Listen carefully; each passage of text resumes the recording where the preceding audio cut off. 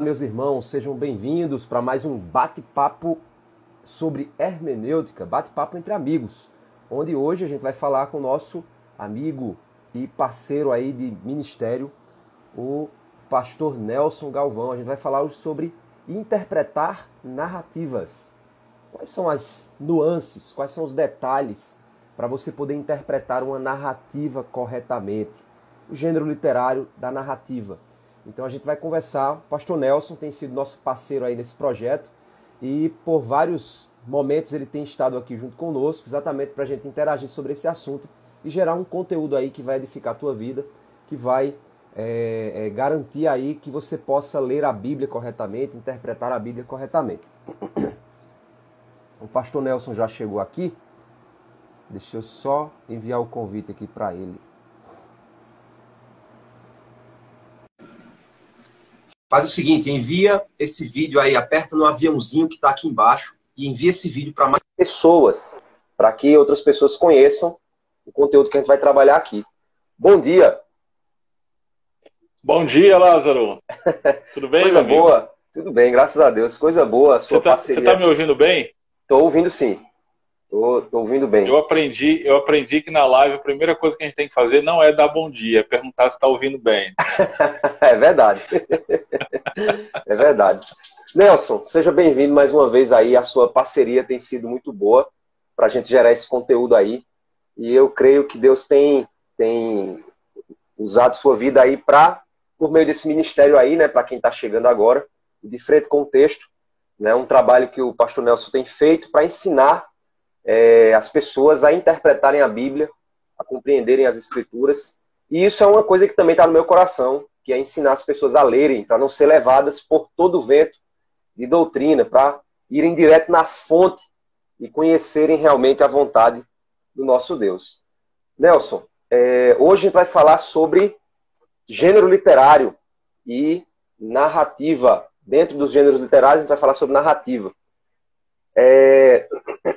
Nosso objetivo, vamos ver se a gente consegue fazer outros momentos desses, né, onde a gente vai falando sobre cada gênero.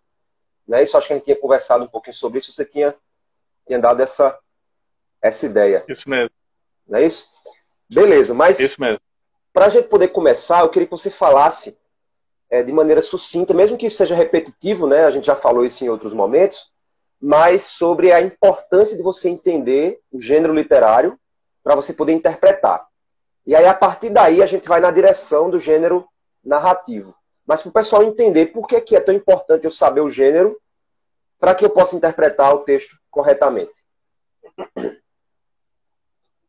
Muito bem, Lázaro. Quero, antes de mais nada, saudar a turma aí do seu canal, do canal também de Frente com Texto. Que bom estar mais uma vez aqui junto com você, com os irmãos. Um grande abraço. Tem alguns amigos, já estou vendo aqui, o Malafaia, que não é Isso. Aquele Malafaia, mas este Malafaia. Exatamente. E muito bom estar junto aí com esses irmãos. Um grande abraço aí a todos. É bom estar aqui de volta, Lázaro, para a gente conversar. Eu acho que essa é a terceira vez que a gente está junto, né? Isso, é a terceira vez, correto. Terceira vez falando aí sobre interpretação bíblica, muito legal. Obrigado novamente aí pelo convite. E eu tenho acompanhado aí o seu trabalho, você tem feito um trabalho muito legal. Deus continue abençoando você, seu ministério. Amém, amém. Bom, gente, gênero literário, em poucas palavras, de uma maneira assim bem simples, é o tipo de texto que aponta para o propósito pelo qual o autor escreveu o que escreveu. Né? Por exemplo, se eu for falar de amor, né? Minha esposa eu vi aqui, entrando aqui, aqui também assistindo a live da gente, né? Ela está aí. ela é sua então, fã, é sua fã. Sim. Então, se eu for escrever sobre o amor, né?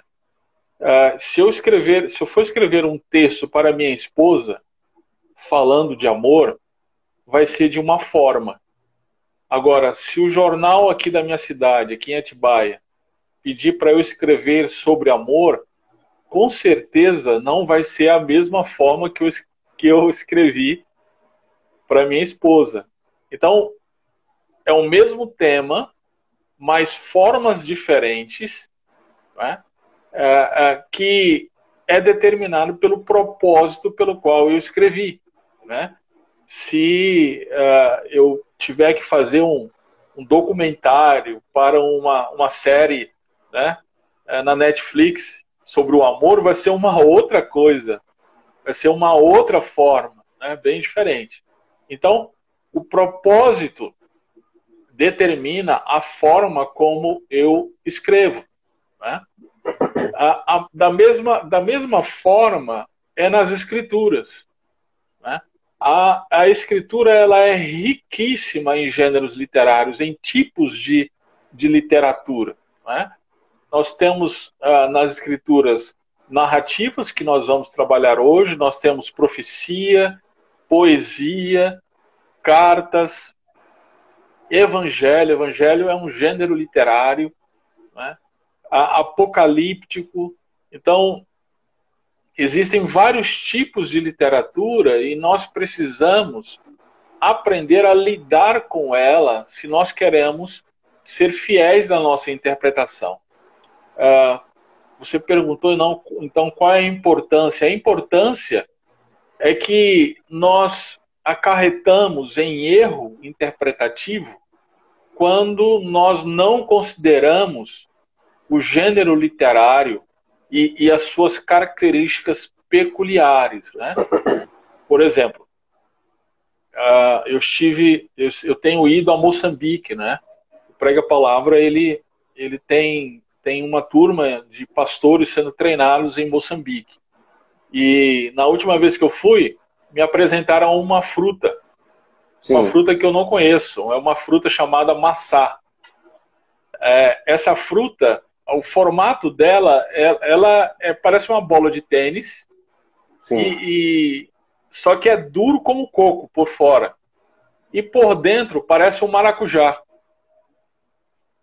E aí, quando o pessoal lá me apresentou a maçã, então eu perguntei, eu tirei da árvore, né?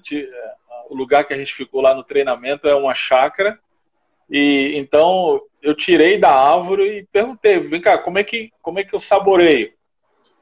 Aí o camarada lá pegou da minha mão, tinha um muro perto, ele tacou no muro, é assim. Ou seja, você tem que desestressar primeiro para depois saborear. Exatamente. Então ela partiu no meio, né? E aí então a gente pode saborear a fruta, né? Agora, não dá para a gente comer uma banana como se come a maçã, não dá para comer um morango como se come a maçã. Exatamente. A natureza da fruta, ela determina como eu devo proceder para saboreá-la. A mesma forma é o gênero literário. O tipo de literatura determina, a natureza dessa literatura, ela determina como eu devo interpretá-la. Como eu devo lidar com ela de maneira a interpretá-la corretamente, né? Então, sendo assim, não dá para interpretar uma poesia como se fosse uma narrativa. Sim. Né? É como comer um morango da mesma forma que eu como uma maçã. Né? Exato. Não dá para interpretar literatura de sabedoria como se fosse cartas. Tem até um detalhe que eu trabalho, quando eu trabalho com os jovens lá da igreja, né, falando sobre interpretação, aí tem um detalhe interessante que eu digo assim, normalmente a gente precisa entender que o meio também é a mensagem, né? O meio que eu uso para comunicar também faz parte da mensagem que eu quero comunicar. Por exemplo, se eu vou mandar para você um WhatsApp e eu mando um áudio, você já entende o quê? Que eu estou apressado, né? Que eu não estou querendo escrever. Ou seja, se eu mando um texto e o texto está muito bem explicado e cheio de palavras muito, né, bem rebuscadas, aí você entende, olha, peraí, ele está sendo muito formal aqui, eu acho que ele não me conhece bem, né? Você manda uma carinha, manda um gif, você manda uma coisa, ou seja, o meio que você usa para comunicar também faz parte da mensagem, né? Porque o autor do texto, ele também tem interesse de utilizar o meio que comunique o sentimento e o desejo e o que ele quer comunicar, né? Não só com a mensagem, mas também com a forma como a mensagem é apresentada. Não é isso? É exatamente isso. Exatamente. Olha, isso é bom isso mesmo. Do professor. E você tá certo, isso é bom.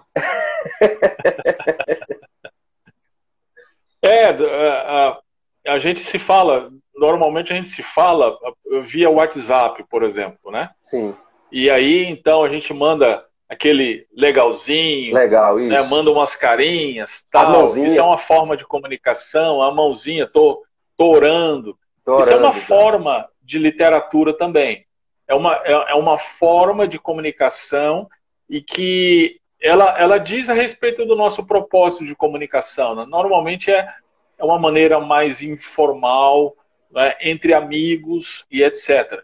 Agora, se você me pedir para escrever um artigo de boletim para a sua igreja, por exemplo, vai ser uma forma totalmente diferente. Exatamente, é o que você está falando. Né? Então, a forma, ela comunica para a gente o propósito do autor ao escrever o que ele escreveu. Ô Nelson, okay. E aí a gente entrando na parte da narrativa, né, que é o que a gente vai trabalhar mais especificamente hoje. Quais são as características de um gênero narrativo? O que é que eu como você falou, a fruta, né? Quando eu olho para o gênero narrativo, o que é que me faz identificar? Isso é um gênero narrativo. Então eu vou ter que lê-lo dessa forma. Uhum. Ok. A gente precisa entender a natureza da narrativa hebraica, que é o que interessa para a gente em relação às escrituras. Né? A escritura, ela está repleta de narrativas. Né? Os comentaristas, eles dizem que no Antigo Testamento, 40% do Antigo Testamento é composto de narrativas. 1/3 das escrituras é de narrativas. Inclusive no Novo Testamento, é repleto de narrativas. Então, querendo ou não, se a gente quer interpretar corretamente as escrituras, a gente tem que lidar com narrativas. Né? E a pergunta, então, é qual é a natureza, qual é a característica, essa sua pergunta, né, da narrativa hebraica? A gente precisa, antes de mais nada, entender o seguinte: ela é a narrativa hebraica. Então, ela tem peculiaridades próprias dessa cultura. Ela não é um conto de Esopo, por exemplo. Né? As pessoas costumam interpretar a narrativa como se estivesse interpretando uma história de Esopo. Ou seja, você tem um conto e aí então você tem uma lição de moral daquele conto. Sim. Né? A narrativa hebraica não tem essa característica. Ou seja, ela não tem intenção de dar lição de moral. Né? Ela não tem essa intenção de moralidade, mas só de apresentar fatos. Não é isso? Isso, exatamente. Por exemplo... Diferente da mídia de hoje, né? Da reportagem, dos repórteres de hoje, né? Os repórteres de hoje eles não apresentam mais só os fatos, eles apresentam a narrativa também do que da moral do que eles querem apresentar. É verdade. Mas considerar a narrativa hebraica como uma história que tem uma lição de moral é um dos erros mais comuns hoje. Por exemplo, pega-se o episódio em que Abraão ele se dispõe a sacrificar o Isaac. Aí as pessoas dizem: olha, você está disposto a sacrificar o seu Isaac? Tiram uma lição de moral de uma narrativa e aplicam diretamente. Uma vez eu ouvi um sermão em Gênesis 35 que eu acho que ilustra bem o que a gente está conversando aqui. Gênesis 35, verso 1, diz assim: depois dessas coisas, Deus disse a Jacó: levanta-te, sobe a Betel e habita ali. Faz ali um altar ao Deus que te apareceu quando fugias de teu irmão Esaú. Daqui, desse versículo, o pregador tirou 3 pontos. Então, o texto diz: Deus disse a Jacó, olha só, você precisa ouvir a voz de Deus. Se você quer ter um ministério bem sucedido, você precisa ouvir a voz de Deus. Segundo, levante-se, sobe a Betel e habita ali. Olha, você precisa, se você quer ter um ministério bem sucedido, você precisa habitar aonde você está, ou seja, ter um ministério duradouro. Né? E em terceiro lugar, faze ali um altar ao Deus que te apareceu. Ou seja, você precisa ser um adorador. Perceba. A criatividade é impressionante, viu? Jesus amado. É incrível, é incrível. Ou seja, os 3 pontos que ele colocou aqui, eu acho que nós não discordaríamos. São princípios interessantes, são princípios importantes. Né? Mas o texto não está querendo, não quer dizer isso. Esse não foi o propósito pelo qual o texto foi escrito. Né? Então, faz-se hoje em dia verdadeiras aberrações. Eu não estou falando aqui de um pregador neopentecostal, né? Mas de um pregador de uma igreja histórica. Ok? Então, a gente pode passar o dia inteiro aqui citando exemplos. Por exemplo, jejum de Daniel. Né? Daniel jejuou. Então, qual foi a dieta que ele usou no jejum quando ele estava na corte babilônica? Né? Então, as pessoas então imitam esse exemplo de Daniel, então fazem um jejum também, muito embora que não tenha sido um jejum, né? Mas interpreta-se como se fosse. Então, por não saber lidar com a narrativa, as pessoas cometem verdadeiras aberrações interpretativas. Né?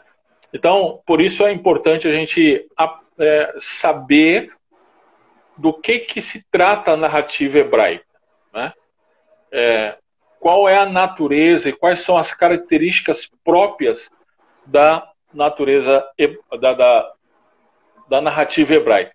Eu trouxe uma definição aqui do Kostenberg, Andreas Kostenberg, na tríade hermenêutica. Ele aponta para 3 modos da narrativa. Né? Ele diz que a narrativa ela tem contos, a narrativa propriamente dita e relatos. Isso, a narrativa hebraica. Mas ele traz a definição aqui da narrativa propriamente dita, que eu achei muito interessante. Ele diz o seguinte. Desculpe. Trata-se de uma apresentação seletiva dos fatos destinada a apresentar uma avaliação teológica desse registro. Uma avaliação que produzirá uma resposta espiritual e ética adequada da parte do leitor. Eu achei essa definição muito legal. O que ele está dizendo aqui é o seguinte: existem os fatos históricos. Sim. E a narrativa, então, ela se propõe a contar a respeito desses fatos históricos, trazendo uma interpretação teológica para esses fatos históricos. Então, em poucas palavras, a narrativa hebraica é uma história teológica. É uma história do que Deus está realizando na história. Exatamente, exatamente. É uma interpretação, e nós cremos, é uma interpretação inspirada dos fatos históricos que tem o propósito de mostrar para o leitor como Deus tem agido na história. Sim. Em especial na história da nação de Israel e depois em toda a humanidade, apontando para toda a humanidade. Então, essa é a definição aí de narrativas. A partir disso, existem algumas implicações que a gente precisa lidar com essas implicações a partir dessa definição. A primeira implicação é o seguinte: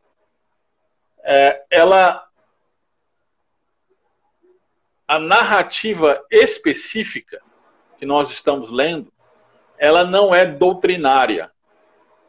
Ou seja, ela não ensina uma doutrina. Ela não tem essa intenção. Ela não tem esse propósito. Ela ilustra uma doutrina. Ela ilustra uma doutrina. Não é? Por exemplo, nós estamos aí com os professores e alguns alunos do Pregue a Palavra, nós estamos estudando o livro de Ruth. E, interessantemente, no início da narrativa de Ruth, aparece o fato de que houve fome na terra. E aí você vai buscar a interpretação desse fato. Sim. Okay? A interpretação desse fato é o contexto histórico. Eles estavam vivendo nos Juízes. Exato. Nos Juízes, o contexto é de apostasia, né? Idolatria. Né? Corrupção. E no Deuteronômio, quando Deus estabelece a aliança, ele vai dizer, olha, por conta da idolatria, quando vocês me esquecerem de todas as coisas que iriam acontecer, uma das coisas seria fome. Né? Então, o livro de Ruth ele não vai estabelecer a doutrina de que se eu pecar, eu vou passar fome. Né? Mas ele aponta para a quebra da aliança do povo de Israel, que foi estabelecida desde o Êxodo, em Sim. relacionamento com Javé. Né? Então, essa é uma primeira implicação, não é doutrina. Eu estou lembrando de uma ilustração aqui bem simples, a respeito da dança na igreja. Né? Sim. Eu danço porque Davi dançou. Exatamente. Eu não sei exatamente aí qual é a sua posição, mas rapaz, me abordaram. Muita gente já dançou com essa, viu? Pois é, me abordaram uma certa vez na igreja, contrariados pela minha posição contrária, e um dos argumentos foi: Davi dançou. Se Davi dançou, então por que a gente não pode dançar? Exato. Então, é como se a narrativa estabelecesse uma doutrina. Então, não é dessa forma que a gente deve lidar com a narrativa. Né? A narrativa, ela ilustra, então, uma doutrina, e ela lembra um fato, ela lembra-nos o que aconteceu. Então, ela não serve para reproduzirmos esse fato. É como tem gente que diz assim, Jesus derrubou a mesa dos cambistas, é a ira santa que nós devemos ter. Aí o cara diz o seguinte, olha, para você ter o direito a uma ira santa, você tem que amar como ele amou também. Então, você só quer a ira santa, você não quer o amor santo também, né? Exatamente. A gente tem, a partir daí que a gente tem que tomar cuidado com os como, né? Faça como fulano de tal fez. Né? A gente precisa tomar muito cuidado com isso, porque nem sempre as narrativas são bons exemplos. E nem sempre as narrativas elas têm um comentário do narrador dizendo se aquilo é bom ou não. Sim. Porque a preocupação não é dizer para você o bom ou o ruim, mas é narrar o fato, é dizer, olha, isso aconteceu. Exatamente. Então, por exemplo, um outro exemplo aí, Saul e a feiticeira de Endor. Sim. Em que Saul ele consultou, né, uma necromante. E aí um suposto Samuel teria então aparecido para Saul. Então, esse é o fato. E é interessante que você não vê lá no texto dizendo que aquilo não é Samuel. Você não vê o texto dizendo que aquilo é um demônio, porque a gente sabe que aquilo é um demônio, né? Mas assim, a gente sabe em virtude do nosso entendimento de outros textos. Mas ali o texto, Tá. ele não diz que aquilo ali é um demônio que se apoderou daquela feiticeira, tá? Mas narra como se aquilo de fato fosse Samuel. Exatamente, exatamente. Então, se eu for um leitor displicente, eu vou chegar no entendimento a partir desse texto de que eu posso consultar necromantes. Eu posso consultar feiticeiras. Olha lá, está na Bíblia, Saul Saul era um rei. Saul consultou, era o rei, embora ele fosse ruim, mas Samuel não, Samuel era um profeta. Então ele apareceu. Se isso aconteceu, então eu também posso fazer, né? Então a gente tem que tomar muito cuidado com esses fatídicos faça como. Sim. Né?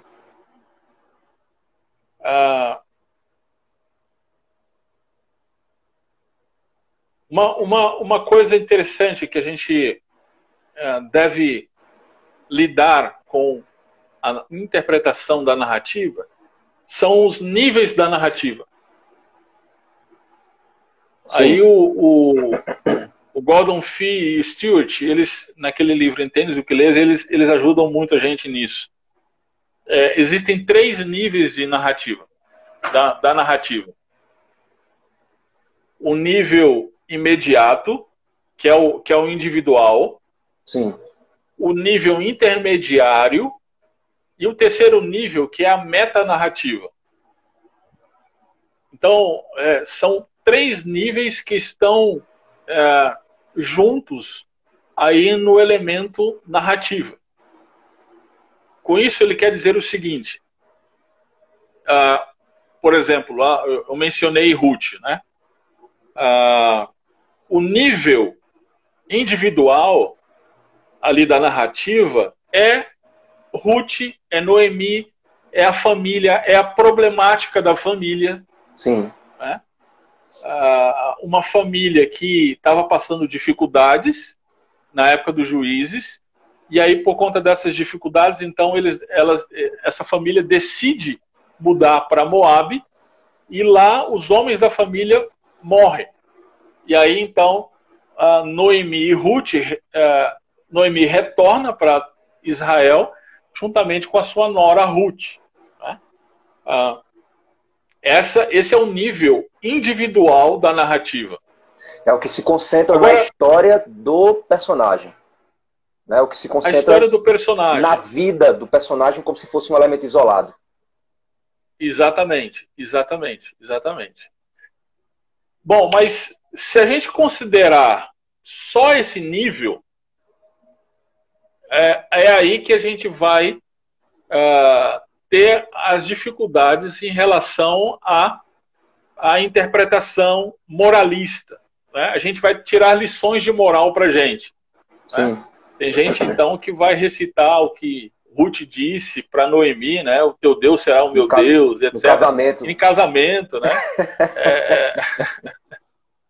Porque isso o problema é que se desconsidera os outros níveis da narrativa. O segundo nível, a própria narrativa, ela vai apontar. Você precisa perguntar-se o seguinte: qual foi o propósito do autor a escrever essa narrativa? Eu acredito que tenha sido Samuel que escreveu Ruth. Então, pergunte, por que Samuel ele decidiu pegar a história de uma família? Tinha tantas outras famílias que ele poderia contar a história. Por que ele conta a história dessa família nesse momento histórico de Israel? Né? Então isso aí já entra ao nível do autor, né? Então, quer dizer, a gente começou no nível do personagem, do indivíduo, primeiro nível. Uhum. Segundo nível, agora a gente está indo ao nível do livro, do autor, né? A intenção do autor. Exatamente, exatamente. E aí você faz as relações. Interessantemente que no final do livro ele termina com uma genealogia. A história poderia terminar simplesmente com o casamento e o filho de Ruth, e terminava com aquela expressão que a gente está acostumado, né? Felizes para sempre. The end. né? Só as letrinhas. Poderia terminar assim, mas a história ela não termina assim. A história ela termina com uma genealogia. E interessantemente que essa genealogia vai nos levar a um personagem muito conhecido na história de Israel, o rei Davi. Exato. Então a gente tem que buscar a conexão dessa história de uma família simples, de uma tribo simples de Israel, com o rei Davi. Qual foi o propósito do autor ao conectar a história dessa família com a história do rei Davi? Qual o propósito do autor ao narrar esse fato, né? Exatamente, exatamente. Esse é o segundo nível, né? E o terceiro nível é a metanarrativa, que é a narrativa da redenção, né? Sim. É interessante que Mateus ele começa com uma genealogia e ele vai dizer, ele vai falar que Jesus ele vem da descendência de Davi. Então, exato, a história da redenção de uma família aponta para a redenção de um povo, que aponta para a redenção da humanidade. Ou seja, o terceiro nível, ele olha a intenção do autor dos autores. Exatamente. Né? É isso aí. É isso aí. É isso aí. É isso aí. Então, nós como intérpretes... Três níveis. Isso é interessante para o pessoal entender. O primeiro, porque eu creio que o erro, muitas vezes, na pregação de muitas pessoas usando narrativa é porque elas param somente no primeiro nível da narrativa. Ela olha para o indivíduo, olha para Davi lançando as pedras lá em Golias, lançando a pedra lá em Golias, aí olha para Davi, vê a vida de Davi, parou aqui. Mas não olha que aquela história foi narrada por um autor que tinha uma intenção. E também tinha um autor dos autores que estava guiando toda a história da nação de Davi, do autor que estava escrevendo, para apresentar por meio daquela narrativa um fato da redenção em Cristo. Perfeito. É isso aí. É isso aí. Perfeito. Perfeito. Você falou melhor do que eu, cara. Tirei 10. Olha, eu queria aproveitar agora também para o pessoal que está aí, para vocês darem uma dica para nós de qual gênero vocês querem que a gente faça uma live na próxima vez.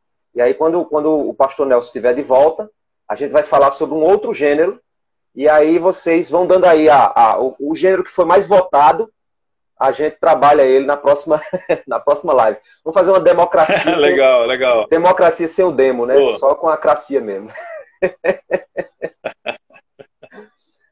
Nelson, boa. Depois desses níveis que você apresentou aí de narrativa, existem outras dicas também? Não sei se você planejou aí, preparou algo a mais.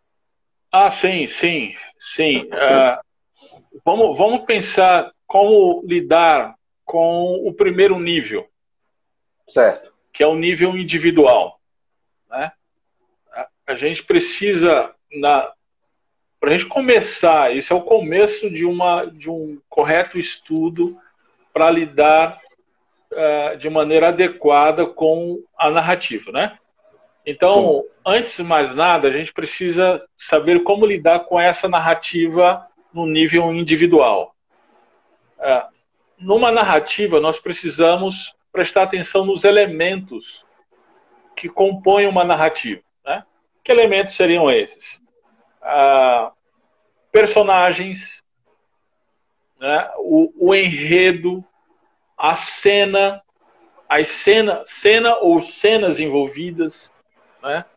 São os elementos característicos aí da narrativa. O narrador é bem interessante, né? Por exemplo, lá em 2 Samuel 11,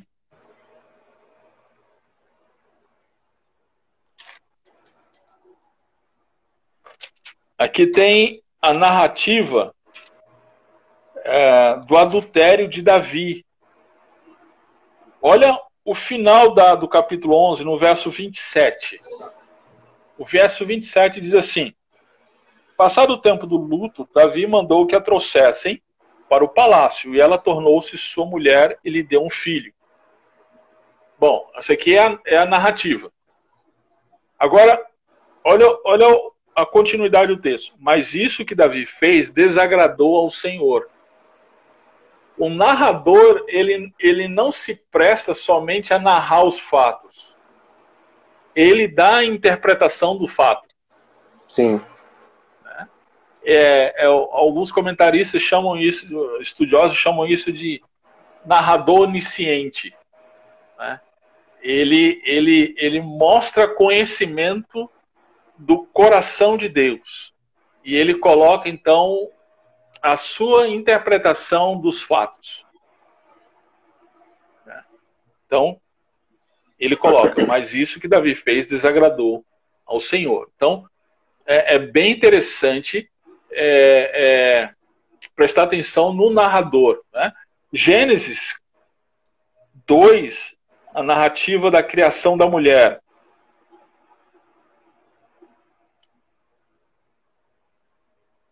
Olha só que interessante.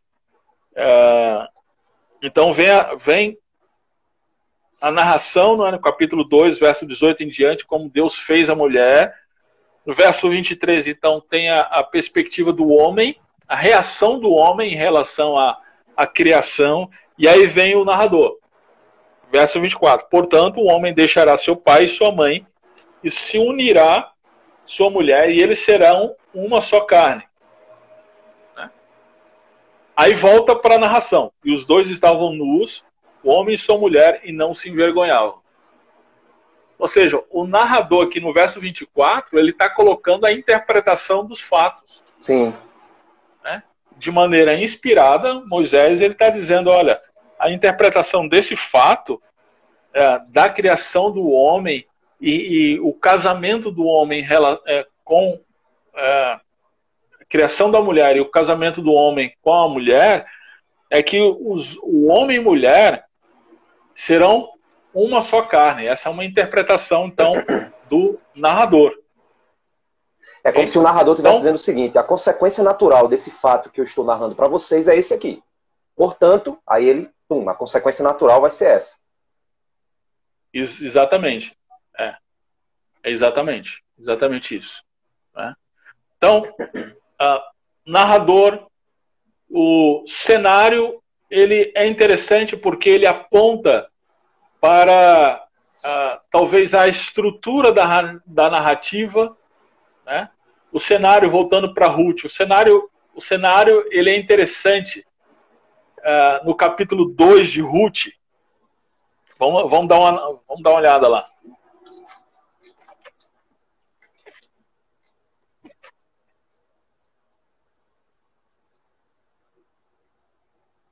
No capítulo 2, como é que a narrativa ela começa? Qual que é o cenário aí? O cenário é Noemi e Ruth em casa. Elas estão em casa. E aí Ruth, no verso 2, diz: eu vou recolher espigas no campo de quem me permitir. Então, muda o cenário agora. O cenário agora é para o campo. Esse cenário vai até onde? Vai até... Dá uma olhada aí.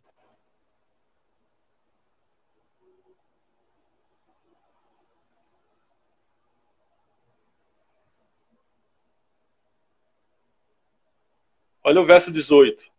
É isso mesmo. E tomou, então, veio a cidade. Ela carregou a cevada e foi à cidade. Exato. Ok? Exatamente. Então, aí ela se encontra, aqui... no 19 ela se encontra com a sogra dela. Em outro então local. nós temos o padrão aqui de cenário, né, de ABA. Casa, campo, casa. Sim. Ela sai de casa sem nada, ela vai para o campo e ela é agraciada por Boaz, e agora ela volta para casa repleta de coisas, com as mãos cheias. Então, essa mudança de cenário, ela é riquíssima, porque ela aponta para o fato que o narrador quer nos fazer ver que as coisas mudaram na casa de Ruth, na casa de Noemi, e isso por conta da ação misericordiosa de Boaz em relação a Ruth. E isso a gente ainda continua no primeiro nível, né? Olhando isso são os elementos do primeiro nível. Isso, olhando só a vida imediata, vamos dizer assim, né? O fato imediato, né? Do que está sendo narrado. Exatamente. Um outro elemento são os personagens. A gente precisa entender como que os personagens eles são postos. É muito difícil.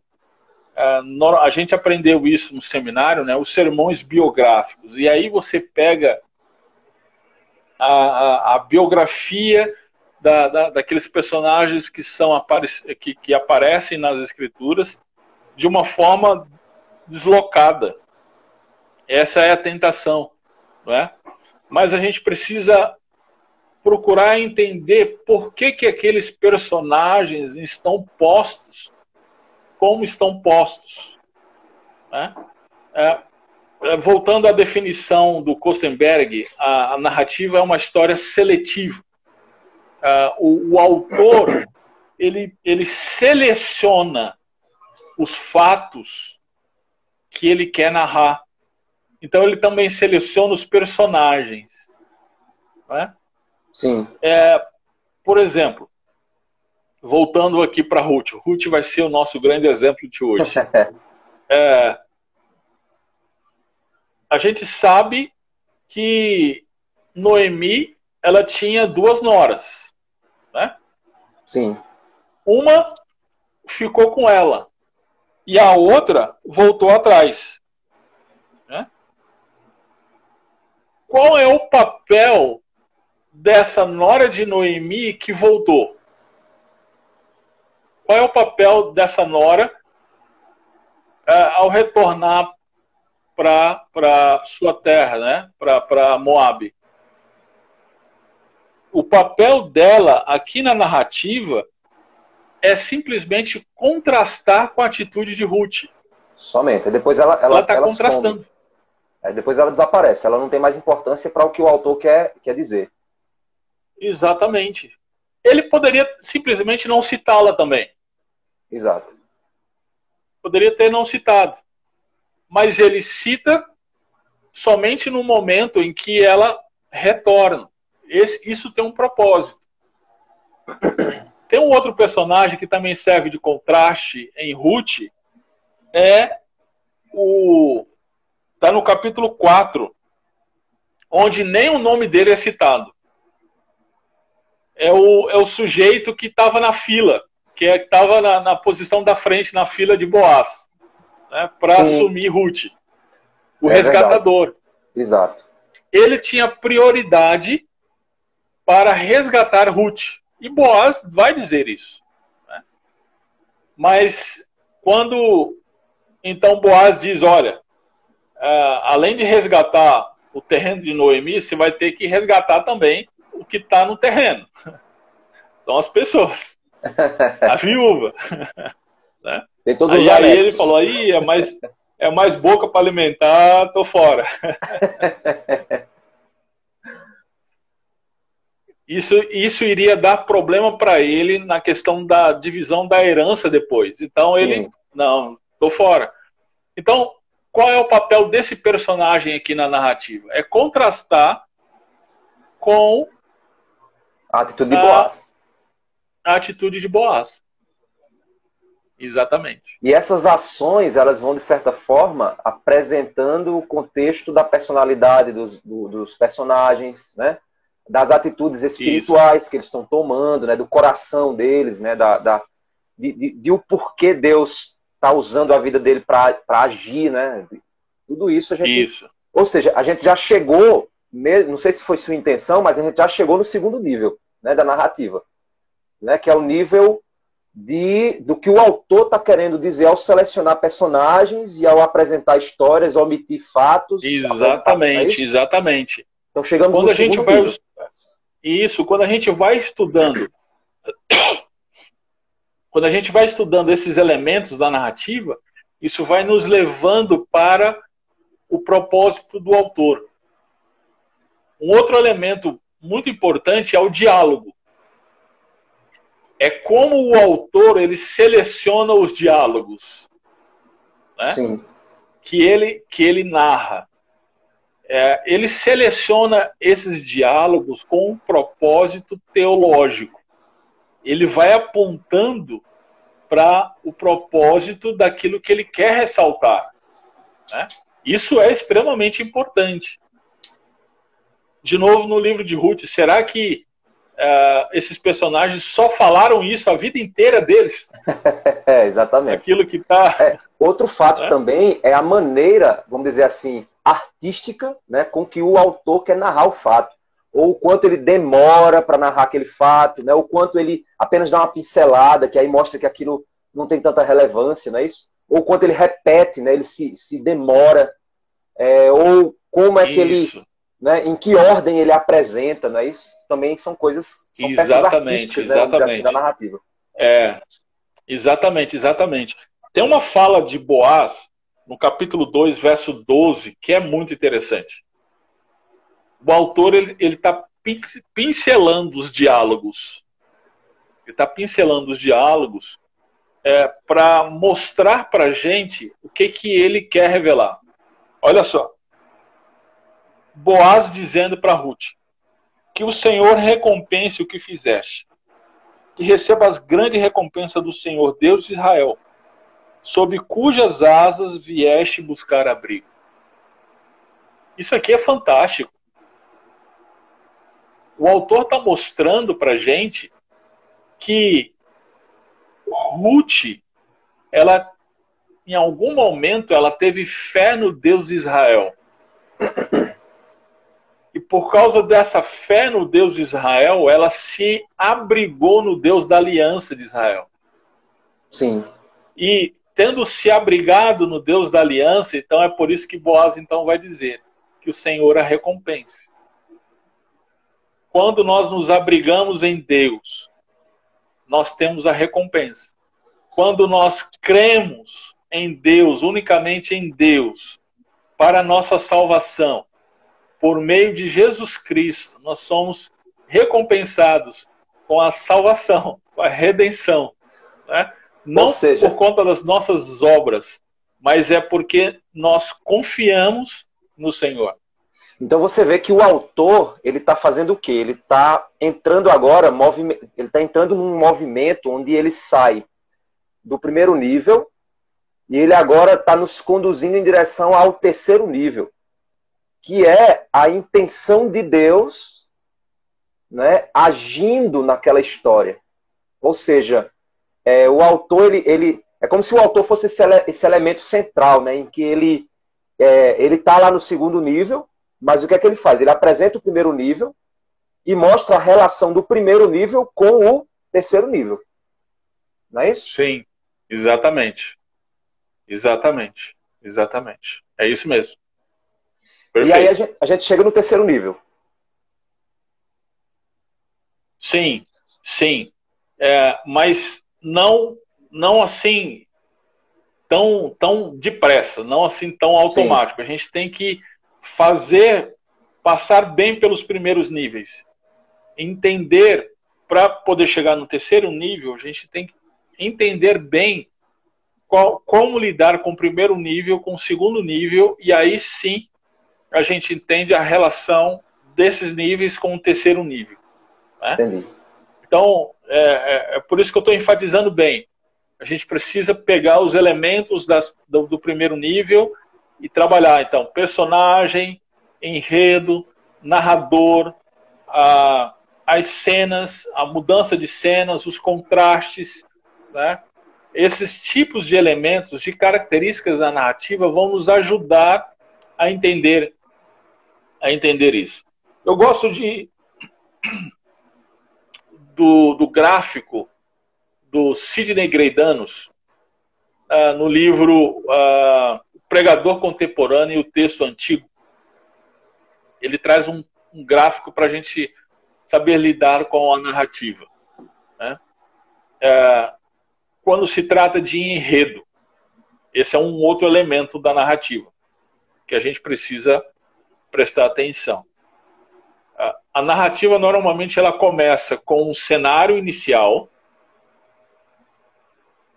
apresentando os personagens, e logo em seguida traz um problema. Então, o primeiro traço aqui do gráfico, né? Sim. Esse problema, então, ele vai se desenvolvendo, então o gráfico vai subindo, até o pico do problema. Naquele pico do problema, você tem a solução do problema, e como essa solução do problema ele vai se desenvolvendo, até chegar, então, na nova normalidade. Pode ser de onde saiu, ou pode ser um novo caminho. Então, é um gráfico que a gente usa para nos ajudar a entender o todo da narrativa e como lidar, conectar esse todo da narrativa com o propósito do autor, que é o nível 2 que a gente mencionou. Interessante isso, porque isso é uma estratégia que pelo menos eu, quando estou estudando narrativas, eu uso muito isso. E isso nos ajuda demais a identificar principalmente a ação de Deus naquele problema. Porque você tem a primeira cena, aí você tem o problema que é apresentado, e aí você chegou ao problema, chegou ao clímax do problema, algo insolúvel à visão humana. Aí você tem uma ação divina que reverte aquele processo, né? E aí você tem a resolução do problema, e aí você volta ao, né, que você chamou de novo patamar, né? Que é o quê? Que é o patamar anterior mais a ação de Deus, né? Transformando exatamente a situação. E você visualizar isso te ajuda a enxergar, principalmente no clímax, o ponto de ação divina, né? O que Deus fez ali naquela história. Isso é importante isso mesmo, demais. Exatamente. Isso a gente vê o tempo todo no livro de Juízes, né? Exatamente. A gente vê isso muito fácil. O gráfico dele seria assim, ó. Exato. Agora chegar a Davi. Com uma conexão muito forte, que ele repete várias vezes, né? Cada um fazia o que lhe parecia certo. Não havia rei em Israel. Em Israel. Ou seja, ele aponta o tempo inteiro o problema. O problema, não tem rei, não tem rei, não tem rei, não tem rei, não tem rei, não tem rei. E Deus mandando juízes. Até o ponto onde ele prova no livro, temos que ter um rei. Senão a gente não vai sair. Precisamos de um rei. Exatamente. E aí é o rei que a narrativa de Ruth, ela vai prover. Exatamente. Aí a gente vê a conexão. E como é que começa 1 Samuel? É muito legal como começa 1 Samuel. Olha lá.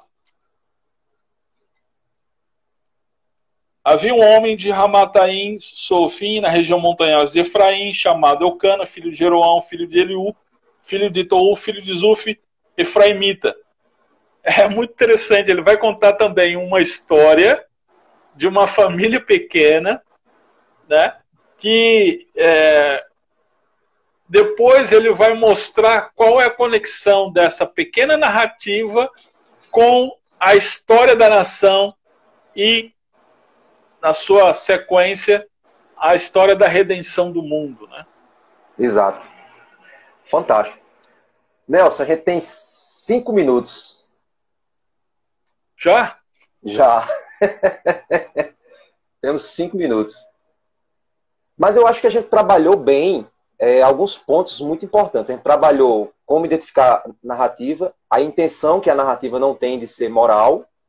A gente viu elementos da narrativa. Se você perdeu a live, você pode voltar aí e ver os elementos, né, que tem na narrativa hebraica. A gente viu os níveis da narrativa, são 3 níveis, não é isso? Você precisa identificar. E a gente viu também a estrutura da narrativa em termos de clímax, né?